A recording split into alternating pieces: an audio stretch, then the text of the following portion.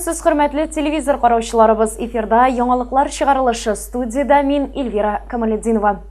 Бүгенге чыгарылышыбызны аяныч хәбәр белән башлыйбыз. 11 мартка каршы төндә 55 яшьлек ир-ат янгында һәлак була.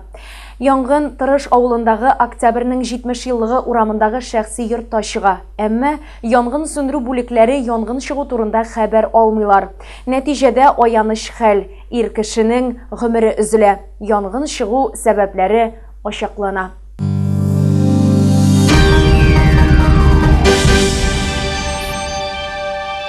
Дәвам итәбез. Быел кыш салкын килде. Хуҗалыклар да, терлекләр дә ничек кышлады соң. Кичә Азнакай агрофирмасының Тымытык бүлекчәсендә узган терлекчелек семинары шушы мәсьәләгә багышланды. Алдагы материалыбыз әнә шул хакта. Семинарда катнашкан авыл хуҗалыгы җитәкчеләре, белгечләр, терлекчеләр, бозау караучылар малларны кышлатуның ничек оештырылуы белән таныштылар. Биредә терлек тораклары төзек, бар җирдә тәртиптә, эшләре дә гөрләп бара. Терлекләр сыйфатлы азык белән тәэмин ителгән, ашату төрле витаминнар белән дә баетылган. Һәм аның нәтиҗәсе, уңышлары да җитәрлек. Уртача бер сыердан 16 килограмм ярым сөт савып алалар биредә. Яңа туган бозауларны да озак тотмыйча урамдагы махсус ясалган урыннарга күчерәләр. Бу үз чиратында бозауларга ныгып, чыныгып китәргә бик яхшы ысул булып тора. Шуңа да бозаулар чиргә бирешмиләр. Быел әле артында күзәтелә. Семинар эшлекле шартларда барып, анда башка мөһим мәсьәләләр дә күтәрелде.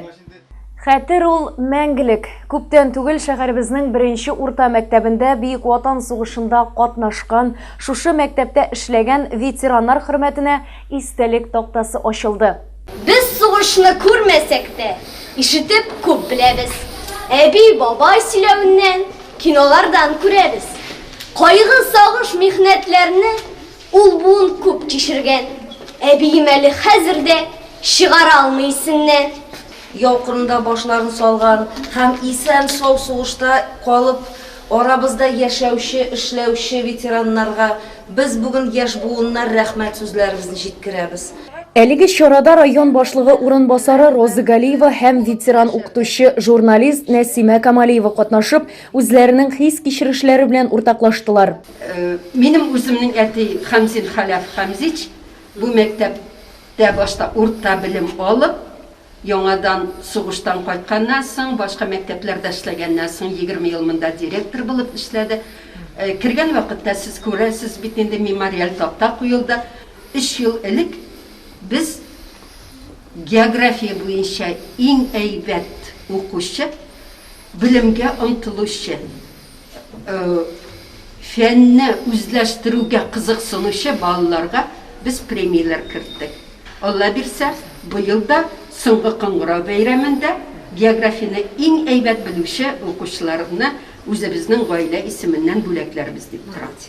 Батырлар исеме мәңгелек. Әйе, фронтта катнашып, бүгенге тыныч тормыш өчен үзләрен аямаган сугышчыларны батырлар димичә мөмкин түгел. Моңа кадәр билгеле булмаган сугышчылар исемлеге соңгы елларда тагын да артты. Һәм аларның исемен барлау әле дә булса алып барыла. Ул вакытта инде 100гә якын мәктәптән 1000нән артыграк безнең укытучыларыбыз сугышка киткән. Менә шушыларның берсен дә без онытырга тиеш түгелбез. Әлеге истәлекле вакыйгага мәктәптә күргәзмә оештырылды һәм шахмат зонасы ачылу уңаеннан шахмат уеннары да үткәрелде. Бу уңайдан шунысын да ачыклап китәбез. Район мәктәпләрендә инде дистәләгән шахмат түгәрәкләре эшли башлады. Бу үз чиратында бик күп укучыларны әлеге зирәкләр уенына җәлеп итәр өчен мөмкинлек тудырды. Балалар тормыш көзгесе. Районда 2021 елда туган беренче 21 баланы һәм аларның әти-әниләрен хөрмәтләделәр. Һәрбер бала үз бәхете белән туган. Бүсен дә особенный булды. Шамил һәм Ләйсән Тимкаевлар гаиләсендә 3нче сабыйлары Рөстәм 2021 елда районда туган беренче 21 баланың берсе. Минем яшь аермасы булгач, безнең хәттәге яшь бала сөю унтылган. Икенче төрле. Яшь аермалары ничек беренче балалар белән? Яшь аермалары беренче балама 20 яшь тула, икенчесенә 15. Менә бусы 2 айлык була безнең бала берсе. Авырлыгы 3 килограммда 300 булган Баһадир малайларын сөю бәхетенә өстәп, бүген алар район җитәкчелегеннән дә котлаулар кабул итте. Район башлыгы да балалар безнең киләчәгебез дип, бирегә килүче әти-әниләргә, сабыйларга сәламәтлек, гаилә тигезлеге теләде. Азнакайда бик күп эшләр алып барабыз. Алар барысы да шушы балалар өчен, шушы гаиләләр өчен барысы да сезнең белән бергә эшләнгән эшләр. Бик зур рәхмәт сезгә. Мин чын күңелдән сезне шундый балаларыбыз белән тәбрик итәм. Соңгылары булмасын, тагын булсын балалар. Бүләкләнүчеләр арасында Хәйровлар гаиләсе дә бар иде. Беренче кызларына 2 яшь кенә булуга карамастан, аңа сеңел алып кайтканнар алар. Икесе бергә үсәләр, олысы ярата, помогать итә, соскаларын коптыра, алай әйбәт кенә, Аллаһка шөкер. Районның ЗАГС бүлеге мәдәни үзәк коллективлары оештырган әлеге чарада хезмәт коллективлары да килгән иде. Һәрберсе яшь гаиләләргә бәхетле матур тормыш теләде. Шунысын да билгеләп үтәргә кирәк. Районда ел саны буенча беренче туган балаларны хөрмәтләү матур гадәт буенча инде берничә ел рәттән оештырыла.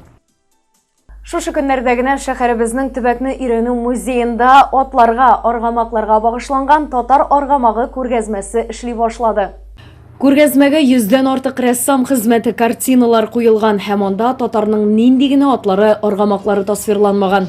Ат бит ул уйчан, горур һәм чыдам хайван. Шуңа да ат сурәте татарның яшәеш һәм көн күреш символы булып тора. Күргәзмәне ачу тантанасында район башлыгы Марсель Шайдуллин, Татарстан Республикасы халык рәссамы Мәдәрис Минхаҗев, Лениногорск районында токымлы атлар үрчетүче Фәрит Нәбиуллин катнашты. Ат ярышларында яраталар, атларны да яраталар. Шуннан да инде без татарлар, шуңа күрә атларны яратырга тиеш, үзебезнең гореф-гадәтләребезне, үзебезнең менә динебезне, телебезне сакларга тиеш бергәләп. Ат инде ул бик акыллы хайван, бик акыллы. Халык кешедән дә акыллырак. Шуңа күрә татар атлар бит инде шундый пародисты атлар тотасыз бит инде безгә дә берне бүләк иткән егез безгә инде аны үрчетергә, арттырырга. Менә авылларыбызда шундый абыйларыбыз бар. Алар инде атны яраталар, шушы атны үрчетергә дип тырышалар. Рәссам өчен атларны сурәтләү җиңел бирелми. Атның җанын, аның көчен, чыдамлылыгын һәм күз карашын тасвирлау өчен ай-хай, үзеңдә ат җанлы булу кирәк. Моны кулына буяу һәм пумала алган рәссам үзе генә белә. Мин руланым Азнакай районы белән, руланам дусларым белән һәм руланам татарлары белән. Рәхмәт. Күргәзмә март ахырына кадәр эшләячәк һәм аның белән теләгән һәркем таныша ала. Инде күргәзмә тәмамлангач, картиналар Татарстан Республикасы Авыл хуҗалыгы һәм азык-төлек министрлыгында урын алачак. Татар булган җирдә атлар бар, атлар булган җирдә яшәеш бар. Чөнки атлар күп дәверләр буе мәйдан тоткан ирек һәм иркенлек символы ул. Азнакайның хатын-кызлар волейбол командасы осталыклары белән танылганнан таныла бара. Моны алар күптән түгел генә уздырылган турнирда да күрсәтте. Бу хакта тулырак алдагы материалда. Турнирны район башкарма комитеты җитәкчесе Айдар Шамсетдинов ачып, үзләре гүзәл, үзләре эшлекле, үзләре спортчы хатын-кызларны яз бәйрәме белән котлап, ярышта уңышлар теләде. Волейбол ярышы бик киеренке шартларда барды. Кызлар берсеннән-берсе тырыш, оста уенчылар беркемнең дә сынатасы килмәде. Нәтиҗәдә Татнефтьнең машиналарны ягулык белән тәэмин итү шелтәрләре команда уенчылары иң яхшысы булып танылып, җиңүче титулын яуладылар. Хакимият кызларының волейбол командасы 2-нче, район үзәк сырхалханәсе командасы 3-нче, мәгариф идарәсе 4-нче булды. Волейболчы кызларга кубок, медальләр һәм бүләкләр тапшырылды.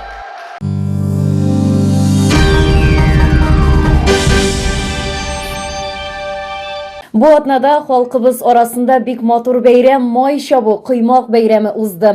Яз айында моллыкка ишарә итеп, кояш төсен хәтерләтеп, шыжылдап кыймак, тәбикмәкләр пеште. Май чабу бәйрәме бик борынгыдан килә. Гадәттә аны славяннар һәм крәшеннәр зурлап үткәрә. Әмма соңгы елларда әлеге бәйрәмне татарлар, башка милләтләр дә үз итте.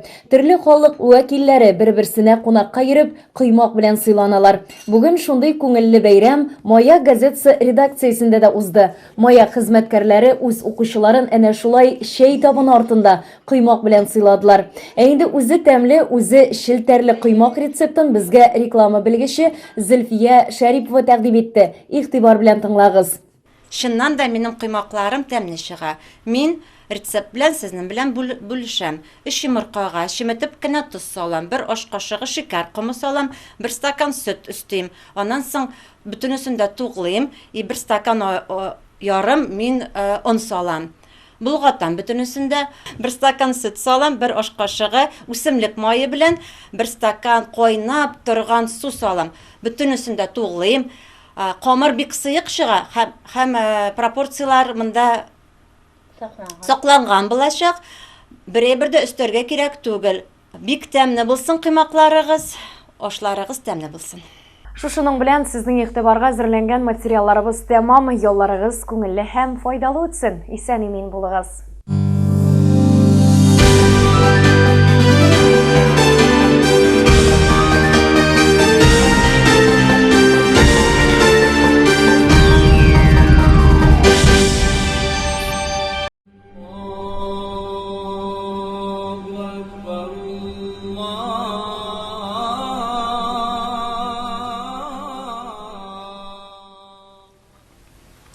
أعوذ بالله من الشيطان الرجيم بسم الله الرحمن الرحيم الحمد لله رب العالمين والصلاة والسلام على رسولنا محمد وعلى آله وأصحابه أجمعين.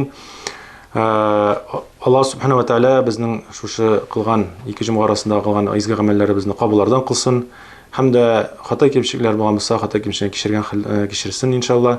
Ham shulay şuшы iki juma arasında bu dunyodan ahiratga ko'chgan barcha musulmon din qardoshlarimizni kechirgan xillarida o'ziga rahmati bilan ozoq o'rnini yuqori jannat o'rniga erishishga nasib etsin.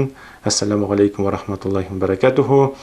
Bu jumg'aning temasini bo'g'ishisi kelar bolalarni milliy ruhda tarbiya qiluvni masalasida hamda shulay aytishga kerak. Buni payg'ambarimiz sollallohu alayhi vasallam o'zining hadislarida aytganlar, yaxshi adab axloq erishtiruv uchun men keldim de, jibarildim de, alhamdulillah. Mana shuni biz o'zimizning bolalarimizda da shulay tarbiyalarga tiyishmiz. Albatta aytishga kerak, bolani tarbiyalash masalasida endi ul da birinchi boshlanarga tiyish o'zimizdan. Chunki xotin qiz bolaga o'zgancha o'zi tarbiyali bo'larga tiyish, ona kishi bo'laroq, xotin bo'laroq, mana qiz bo'laroq, atiyanisini qizi bo'laroq mana shu butun tarbiyani o'zina erishtirgan hamda eng muhimi ul musulmon bo'luv masalasida tarbiyalash hamda mana din islom tarbiyasini yetkazib uchun endi barisida o'zinda tarbiyalasi atiyanida, ya'ni bolasini tarbiyalasi atiyanida bo'luv muhim. Hamda shulay bizning mana tarbiya masalasida aytishga kerak, biz dunyoviy tarbiyagina tugul, mana dunyo bilan bog'li maddiy masalaga erishuv tarbiyasina tugul, ham bizning ruhiy tarbiya eng birinchi yuqori darajada bo'lishga tegish. Chunki maddiy yoqni uni o'zlashtirga bo'lar. Qolgan yoshga erishgach, ya'ni ulkanroq yoshga erishgachda, ammo lekin endi yoshdan kirib qolgan tarbiyani uni o'zgartirish bek qiyin. Shuna mana bizning tatarlarda da shunday aytim bor. 6 yosh 60 ga deb. Mana 6 yoshga xatli sen narsa o'zlashtirib qoldirgan bo'lsang, u seni umr bo'yiga, ya'ni ta'sir qilacaq. Mana bu masalada Payg'ambar sallallohu alayhi vasallam aytdi, islom eng yaxshi tarbiya ul islom tarbiyasi.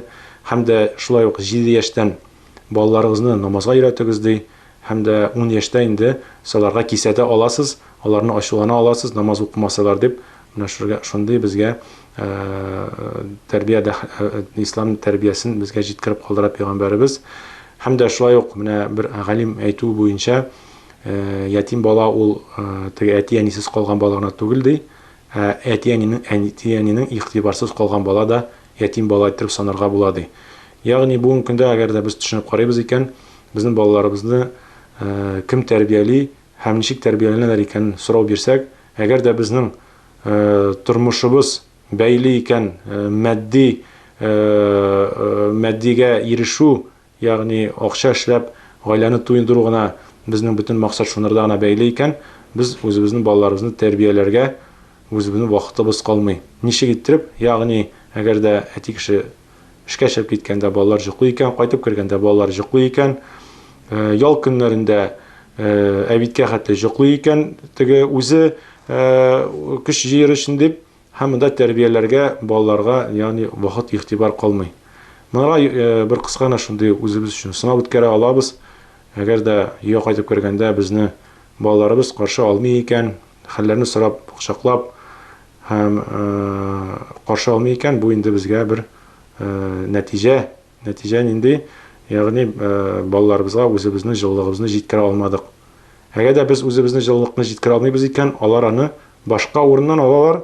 Ул да булса, менә кәрзә телефоннарыннан, кесә телефоннарыннан, планшет, компьютер һәм башка урыннардан дәрес алып, үзләренә үрнәк куеп, һәм шуны игътибарга алып, тормышларында курып яши башлар җәмәгать. Бу бик куркыныч әйбер, әгәр дә без балаларыбызны игътибарсыздан калдырабыз икән. Һәм шулай ук тәрбияләү дигән мәсьәләдә Юсуф сүрәсеннән без әйтә алабыз, балага, һәрбер балага тигез, үзебезнең тигез игътибарыбызны җиткерергә тиешбез. Менә Юсуф сүрәсендә бу безгә олы бер үрнәк булып тора. Кайчан бер балага күбрәк игътибар биреп, калганнар шушыны күреп, һәм дә һәлак итәргә уйлыйлар, ягъни юк итәргә уйлыйлар ул баланы, һәм ул мәсьәлә инде безнең тормышларыбызда да чагылырга мөмкин. Әгәр дә без бер балабызга җылылык күрсәтәбез икән, кочаклыйбыз, үбәбез икән, без аны башкаларына да җиткерергә тиешбез. Әгәр дә без бер бүләк алабыз икән, калганнарга да җиткерергә тиешбез. Мондан ул кимселеп калырга тиеш түгел, һәм дә тигезлектә бергә үсә, шуның белән хөстлек ширеннән, ягъни имин калалар. Әгәр дә без бер балабызга күбрәк игътибар биреп, аның белән күбрәк үзебезнең вакытыбызны уздыра торган булсак, балалар арасында хөстлек туа, һәм бер туганнар да бер-берсенә дошман булып үсәргә мөмкиннәр. Алла сакласын.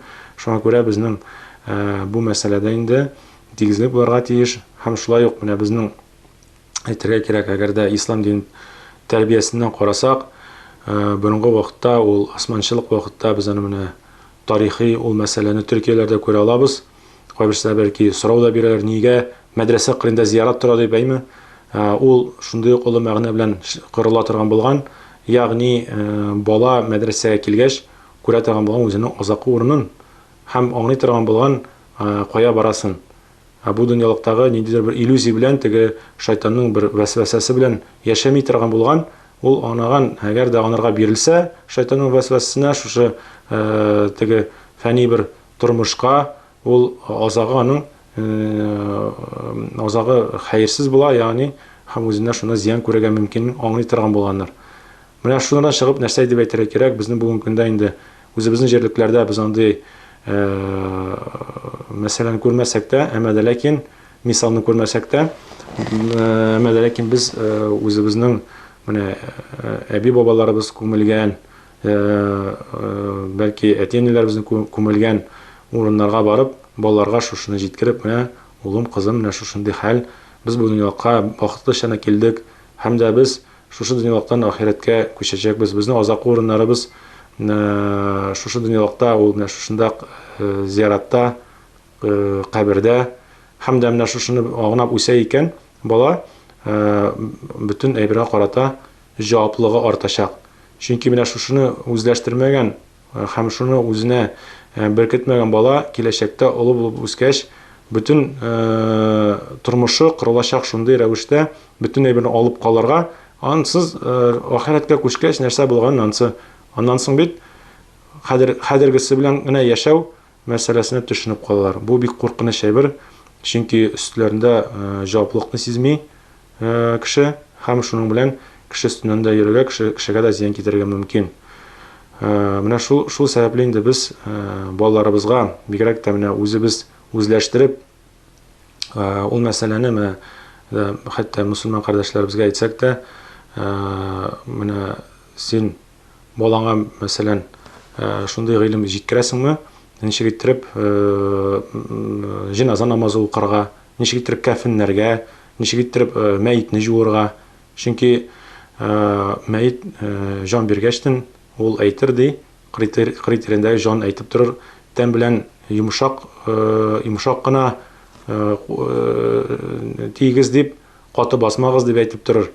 Чөнки ул анырга бер авырлык китерер җанга да, һәм үз балаңнан да инде мәрхәмәтлерәк, ягъни үз балаңнан да сиңа йомшарак һәм якынрак иттереп шушыны җиңеллек белән башкару, ул булса да үз балаңнан буларга мөмкин. Чит кеше аны ул җиренә җиткереп башкарса да, әмма ләкин бернидә авырлык китерергә мөмкин җанга.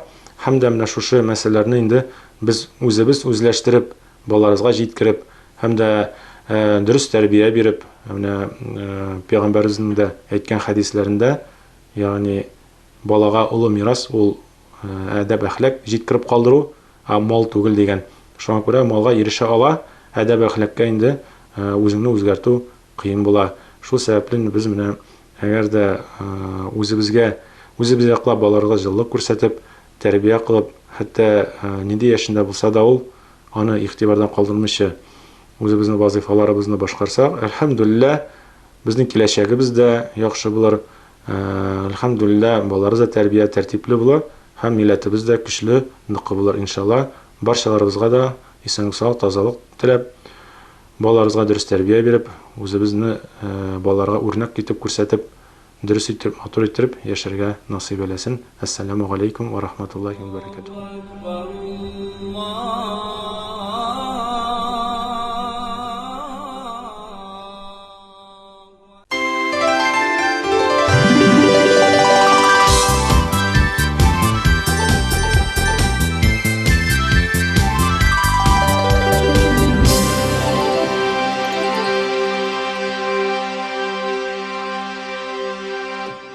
Теләк, омтылышлар чынга ашсын, бала онык бәхете күрегез.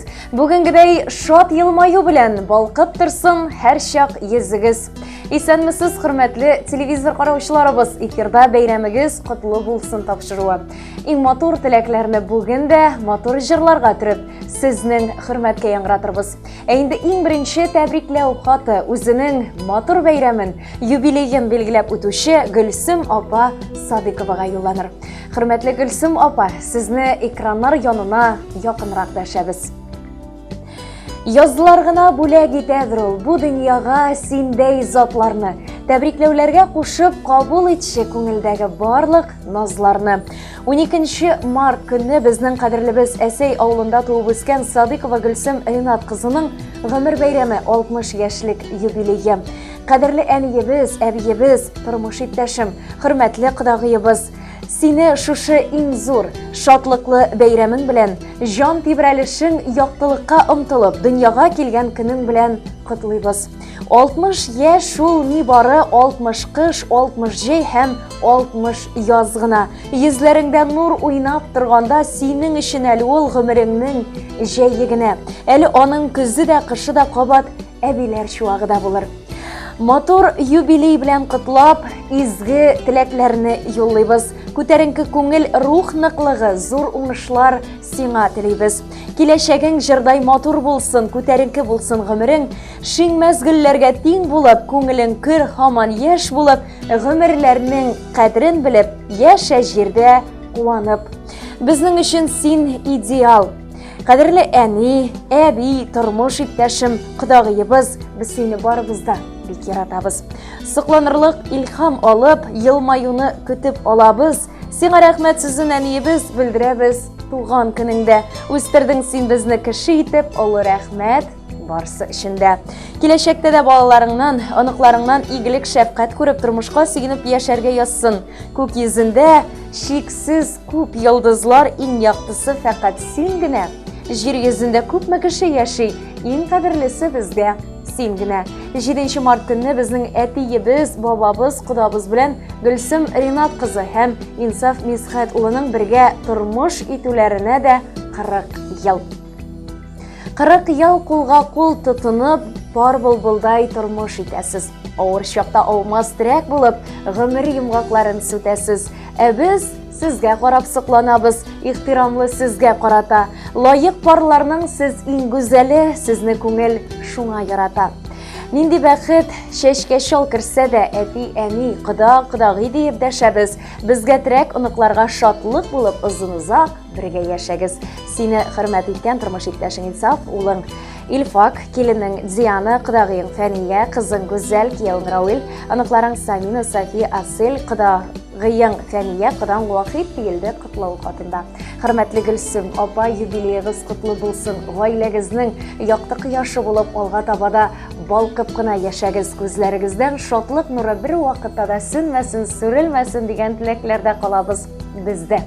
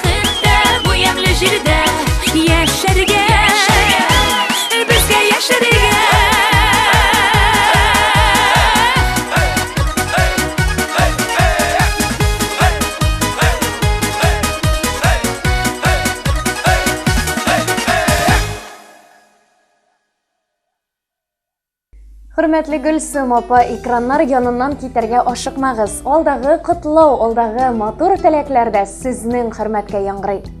Син туган көн бик күңелле булган, табигатьтә калган тынычлап, туган көнгә ихлас теләкләрне юллый әле сиңа кушучлап.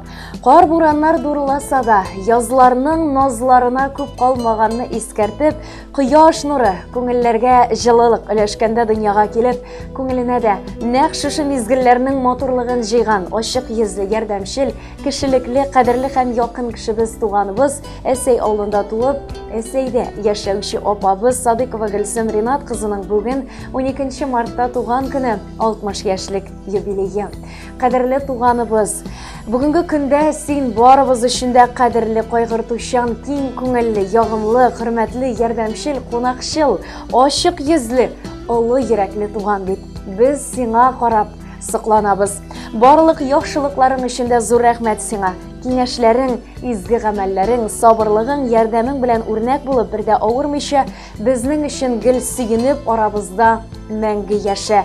Үткән юлларыңа карап, уфтанма әле син. Чөнки әле алда үтеләсе юллар, сөенеч бүләк итүче алсу таңнар, якыннарыңның җылы карашы, әле барысы да алда. Шушы тормыш юлыңда, алга табада сау-сәламәт булып, синең куанып кына яшәвеңне телибез. Киләчәктә дә барлык дөньяның рәхәтлекләрен генә туеп, без туганнарың белән бәхет, шатлыкта озын гомер кичерергә язсын. Җир йөзендә күпме ихлас теләк, матур тәбрикләүләр бар. Туган көндә сиңа аларның барысын әйтеп юлласак та аз булыр төсле, чөнки сиңа булган олы рәхмәтебез, тирән хөрмәтебез һәм яратуыбызны сүзләр белән генә әйтеп бирергә дә мөмкин түгел. Бәйрәмең котлы булсын, алда узасы юлларың озын булсын дигән теләктә калабыз без. Йөзгә хәтле яшә, хәтта йөзе дә аның шик түгел. Җырдагыча сиңа кояш гомере тели күңел. 7 март көнне бәйрәм өстенә бәйрәм булып, җизнәбез инсаф белән бергә тормыш итүләренә дә 40 ел тулды. Кадерле кешеләребез, форсаттан файдаланып, шушындый матур көнегез белән дә сезне тәбрик итәбез. Киләчәктә дә бер-берегезгә таянып, аңлашып, киңәшләшеп, бер-берегезгә карата булган хөрмәт һәм ярату хисләрен саклап, озын-озак яшәүләр язсын. Без якыннарыгыздан игелек, ихтирам тоеп, безнең белән горурланып, шатлык, куаныч уңышларыбызга да бергә сөенеп яшәүләр язсын. Алга таба да бер-берегезнең күңел назын, җан җылысын тоеп, бәхеттә яшәгез. Туганыбыз безнең Апам Гөлсем, тагын бер кат юбилейың белән сине, язларны якынлаштырган шушы сихри мизгелләр йөзләреңдә нур балкытсын синең. Без сине барыбызда бик яратабыз. Син бүген табынның патшасы, син лайык иң гүзәл гөлләргә. Рөхсәт ит иң изге күңелдән теләкләрне сиңа теләргә. Иң изге теләкләр белән барлык туганнар исеменнән сеңлең Ландыш тигелде котлау хатында. Хөрмәтле Гөлсем апа юлланган барлык теләкләрдә чынга ашсын иде. Туганлык җепләрен үзмичә алга табада бүгенгедәй бердәм булып, бергә булып, сөенеп, куанып кына гомер кичерегез.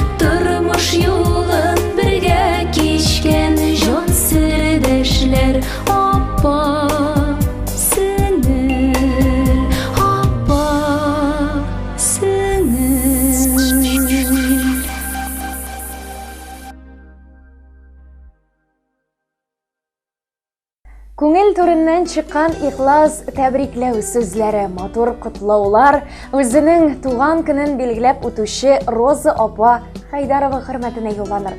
Хөрмәтле Роза апа, матур теләкләрне сезнең хөрмәткә иң якын кешеләрегез, туганнарыгыз, балаларыгыз җиткерә. Кабул итеп алыгыз. Айдан микән әллә кояштанмы йөзләреңә күчкән яктылык, ягымлы итеп елмаеп бер карасаң, бөтен дөнья китә яктырып. Урсай авылында туып, хәзерге көндә Азнакай шәһәрендә гомер итүче сеңлебез, балдызыбыз Хайдарова Роза Сәхип кызының гомер бәйрәме. Кадерле кешебез, сине шушы иң зур шатлыклы бәйрәмең, җан тибрәлешең яктылыкка омтылып, дөньяга килгән көнең белән барыбыз да бергә җыелып, чын күңелдән тәбрик итәбез. 60 яшь бит әле ул, әллә ни күптә түгел. Йөзләреңдә нур уйнап торганда, синең өчен әле ул гомереңнең җәе генә бит.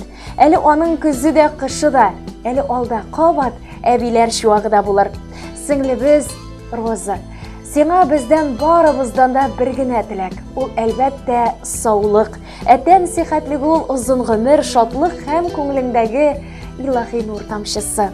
Сеңлебез, балдызыбыз, син ярдәмчел, сабыр рәис белән 2 бала тәрбияләп үстердегез, укыттыгыз, олы тормыш юлына чыгардыгыз. Бүгенге көндә син 4 оныгыңның яраткан әбисе дә бит әле. Балаларыңның якын киңәшчесе, сердәше, рәисеңнең терәге, таянышы. Без туганнарыңа төпле киңәшең, җылы сүзең, нурлы йөзең. Барысы өчен дә, бу тормышта яшәгәнең өчен, барыбызга кешелекле, киң күңелле булганың өчен дә сиңа шиксез рәхмәт сүзләребезне җиткерәбез. Булганың өчен, барлыгың өчен рәхмәт сиңа, кадерле кешебез. Матур тормыш, сәламәтлек теләп, туган көнең белән котлыйбыз. Шатлык белән озын гомер итеп яшәвеңне синең телибез. Матур яз аенда тугангамы күңелеңдә һәр чак изгелек, кылган яхшылыгың кире кайтып күрсәң иде үзең игелек. Кадерле әниебез, туганнарның ихлас теләкләренә кушып, бездән дә матур котлау сүзләрен, рәхмәт сүзләрен кабул итеп ал. Аз инде аз әни сиңа бүген теләкләр теләү генә.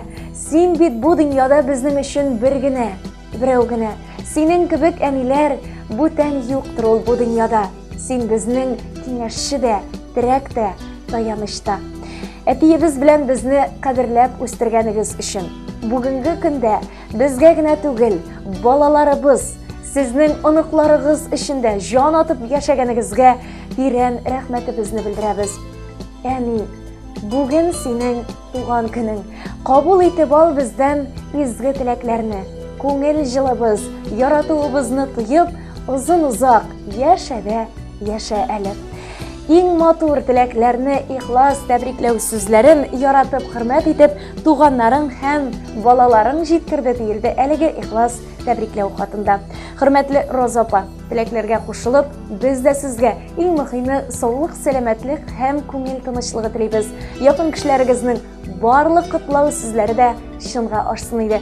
Музыкаль бүләк сезнең хөрмәткә яңгырый.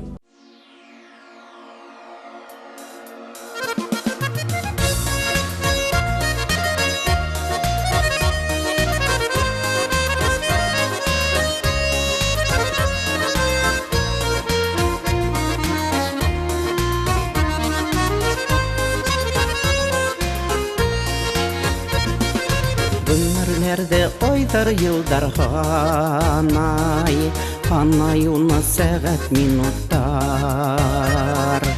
Ömürden de udun nider бар Ömürden de kıtka nider бар Ömür birev ikav tugul ömür Yaşın nerdey kerek yaşlarga Ömürdün qədərlərin bilib Yaşar gələli, yaşar gəl Ömür birəv ikav tugul ömür Yaşın nərdəy kərək yaşar gəl Şul ömürdün qədərlərin bilib Yaşar gələli, yaşar gəl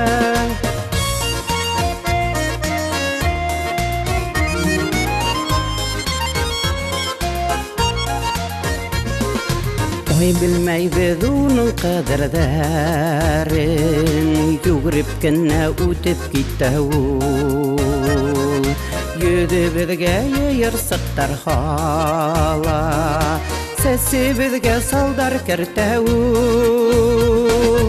Ömür bir öykü tugul ömür Yaşın nerede gerek yaşlarga Şul ömürdün kaderlerin bilip Yaşar geleli yaşar gel Ömür bir öykü tugul ömür Yaşın nerede gerek yaşlarga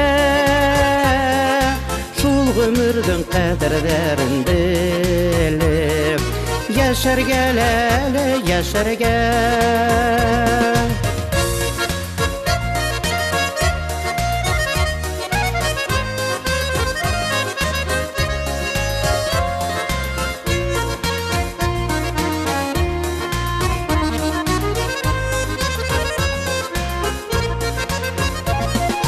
Köylerdin de malı bitip bara Tüslerdin de tüsü yuğala Nider buldu iken bul ömürge Nider buldu iken dünyaga Ömür bir öykü tugul ömür Yaşın nerede gerek yaşlarga Şul ömürdün kaderlerin bilip Yaşar geleli yaşar gel Ömür bir öykü tugul ömür Yaşın nerede gerek yaşlarga Şul ömürdün kaderlerin bilip Yaşar geleli yaşar gel Şul ömürdün kaderlerin bilip Yaşar geleli yaşar gel Yaşar geleli yaşar gel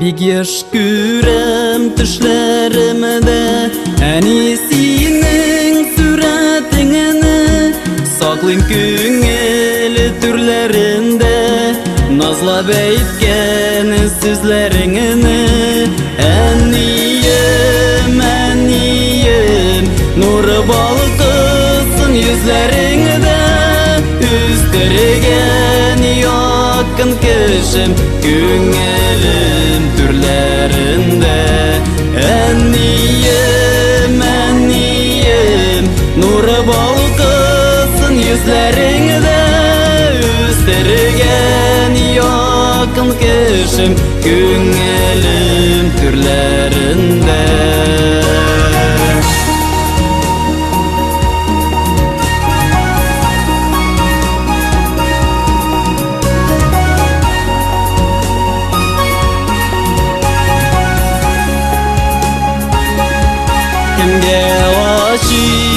Senden başka eytilmegen yürek sırrın Bəxtlimin yazmışımda Yenişende sin qadrilim Enniyim, enniyim Nuru balkısın yüzlerinde Üstürgen yakın kışım Köngelim türlerinde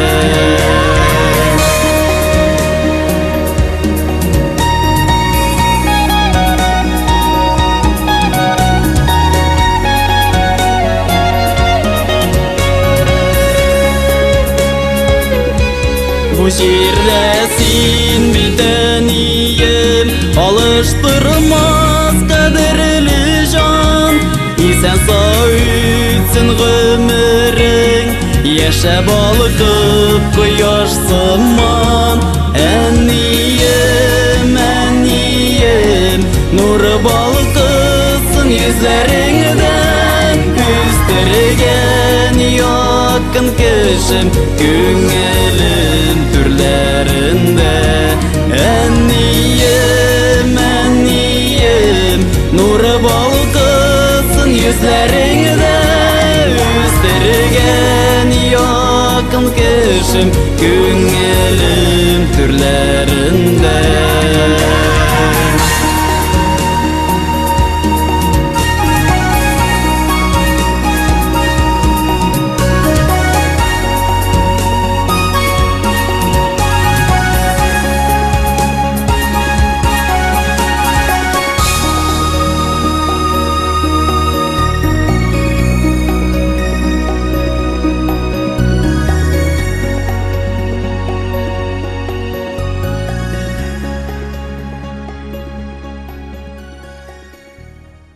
Hürmetli tomoshachilarimiz, shushining bilan bizning bugungi efirimiz oxirina yaqinlashdi. Bayramlaringiz qutlug' muborak bo'lsin. Yo'llangan barliq tilaklar da shinga oshsin. Eson-emin bo'ling'iz.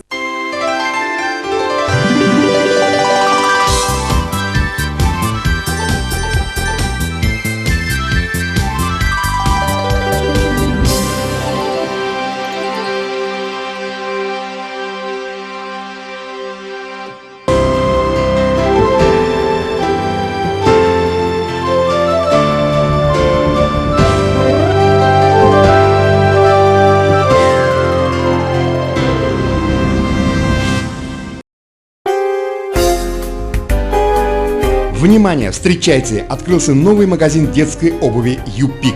Мы подготовили достойный ассортимент обуви для детских ножек в соответствии с трендами сезона и необходимые сопутствующие товары. Ваш ребенок в обуви от магазина «Юпик» будет чувствовать себя комфортно в любое время и в любых условиях. Для этого наши консультанты всегда помогут определиться с выбором в соответствии с индивидуальными особенностями вашего ребенка. А наши цены не оставят вам шанса уйти без покупки.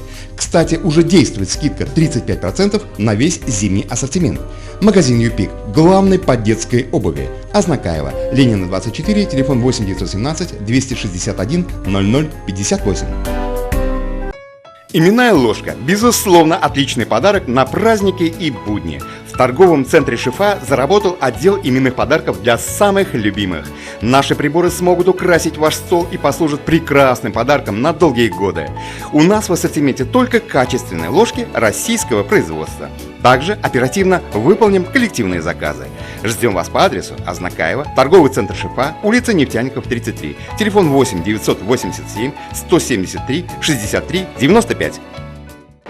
Новый смарт-кроссовер Cherry Tiggo 4. Готовый показать свое превосходство. Стильный, технологичный, первый. Прикоснитесь к будущему уже сегодня. Открывая новые грани характера за рулем Cherry Tiggo 4. Запишитесь на тест-драйв у официального дилера «Диалог Авто» в городе Ознакаево. Шихудинова, 12Б, телефон 99 006. Любые ремонтно-отделочные работы в квартире, доме, офисе 24 часа в сутки. Телефон 8 939 300 92 67. «Колор». Еще больше торговых площадей и, как следствие, больше строительно-ремонтных инструментов и расходных материалов к ним, электротехнических изделий и сварочных аппаратов, сухих смесей, цемента, фанеры, утеплителя. Компания «Колор». От и до в решении ваших строительно-отделочных вопросов. Наш телефон 7 70 80. Дорогие мамы и папы, вы находитесь в трепетном ожидании малыша или уже являетесь счастливым родителем? Малыш Плюс готов решить многие вопросы, связанные с этими приятными событиями. Достойный ассортимент колясок, кроваток, а также манежи, качели, стол-стульчики, автокресла, санки, велосипеды, комплекты в кроватке и на выписку, одежда для детей с рождения и старше, обувь, игрушки, электромобили, детское питание, косметика, подгузники и многое другое вряд ли останутся без вашего решения приобрести все необходимое в одном месте. Малыш Плюс. Все от А до Я для вашего малыша. Ознакаево, Ленина 27, телефон 9 56 42.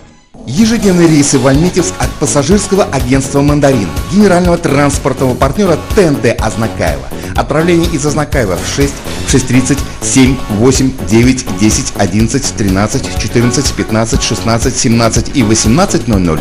Из Альметьевска в 7:30, 8, 9, 10, 11, 12, 13, 14, 15, 16, 17, 18, 19 и 19:30. Остановки: онкологическая больница, ТЦ «Панорама», ДКНРЧ, драмтеатр, главпочтамт, медсанчасть, Макдональдс, Огни, Тихоновка, Мактама. Развозим по городу и осуществляем курьерскую доставку.